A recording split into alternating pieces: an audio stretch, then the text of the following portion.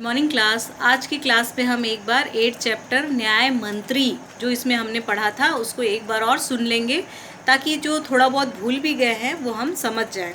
तो शाम का समय था और दरवाजे पर एक युवा खड़ा था। तो वो युवा कौन था? वो युवा खड़ा था और उसने दरवाज़ा खटखटाया। तो दरवाज़ा खटखटाने के बाद जो घर के अंदर थे उन्होंने खोला और पूछा कि आप कौन? तो शिशुपाल ने दरवाज़ा खोला। उसने सामने खड़े नवयुवक से कहा कि मुस्कुराकर कहा कि अंदर आ जाइए, और अतिथि का आना तो हमारे लिए सौभाग्य की बात है।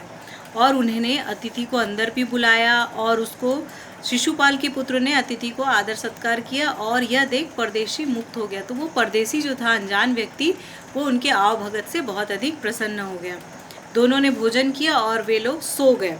फिर शिशुपाल बोले, आजकल बड़ा अन्याय हो रहा है, मेरा तो खून खौल उठता है।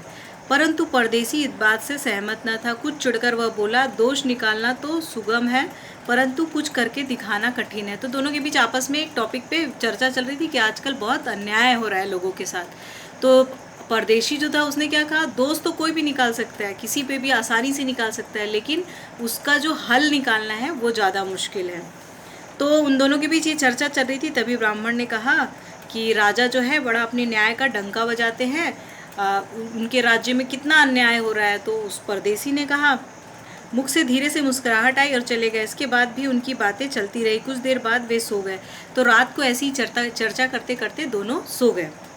सुबह उठकर परदेसी ने शिशुपाल को धन्यवाद देकर उनसे विदा ली। तो उन्होंने रात की जिस प्रकार से बहस की थी कि जो जिनके घर वो गए थे शिशुपाल के, उन्होंने बात बात में कहा था कि अगर मुझे एक दिन राजा बना दिया जाए तो मैं बताऊंगा कि सही न्याय क्या होता है। तो ये सब बातें हुई। उसके बाद अतिथि चुपचाप अपने घर चले गए। कुछ समय बाद, कुछ दिनों बाद, कुछ सिपाही आए शिशुपाल के घर और उनको कहा कि आपको राजा बुला रहे हैं अपने दरबार में।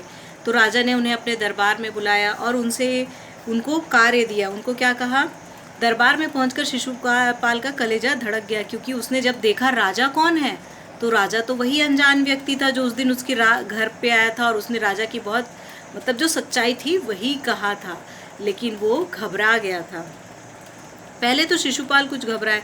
उनको राजा ने क्या कहा, आपने मुझे पहचान ही लिया होगा, याद है आपने कहा था कि यदि मुझे अवसर दिया जाए तो मैं न्याय का डंका बजा दूंगा। तो अगर आपको याद हो तो आपने ऐसा ही कहा था, तो मैं आपको अवसर देता हूँ कि आप तैयार हैं। तो उनसे यही कहते कि न्याय का डंका बजाने वाले थे ना, तो मैं आपको मौका देता हूँ कि आप कर सकते हो।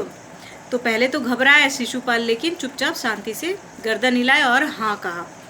तो उसके बाद बहुत ठीक, आप न्याय मंत्री हुए। सम्राट ने कहा कि अपने हाथों से अंगूठी उतारकर शिशुपाल को पहना दिया, और वो अपने हाथ से एक अंगूठी निकालकर शिशुपाल को पहना देते हैं। वो क्या थी? राज मुद्रा थी।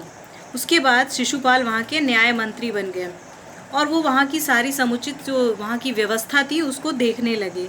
किसी को किसी प्रकार का भय नहीं था। लोग घर के दरवाजे खुले रखते थे। तो उनके न्याय से लोग इतने संतुष्ट थे कि किसी को भय नहीं था चोरी डकैती का। इतना अच्छा न्याय व्यवस्था चल रहा था। लगभग 1 महीने बाद किसी ने रात में एक पहरेदार की हत्या कर दी। तो ऐसे ही सब कुछ अच्छे से चल रहा था, लेकिन एक दिन क्या हुआ, एक पहरेदार की हत्या कर दी गई। तो ये जो गुत्थी थी ये सुलझाना था शिशुपाल को। तो उन्होंने किसी प्रकार से पता किया, और पता करने के बाद उन्हें पता चला कि ये हत्या तो राजा ने ही की है। तो अब वो तो न्याय मंत्री हैं, तो उनको तो न्याय ही करना है, जो सच में है मुजरिम उसे ही सज़ा देनी है। तो उन्होंने क्या किया, राजा को तो अब सज़ा नहीं दे सकते थे, राजा क्या होता है, ईश्वर तुल्य होते हैं। तो उन्होंने क्या किया, राजा की एक प्रतिमा बनवाई सोने की और उसे फांसी पर लटकाया।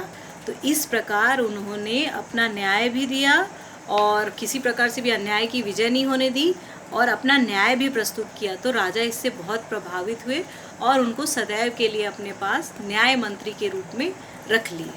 तो इस कहानी से हमें यही सीख मिलती है कि जो शिशुपाल थे वो अपने सच्चे मार्ग से, अपने न्याय के मार्ग से कभी भी नहीं अडिग हुए थे।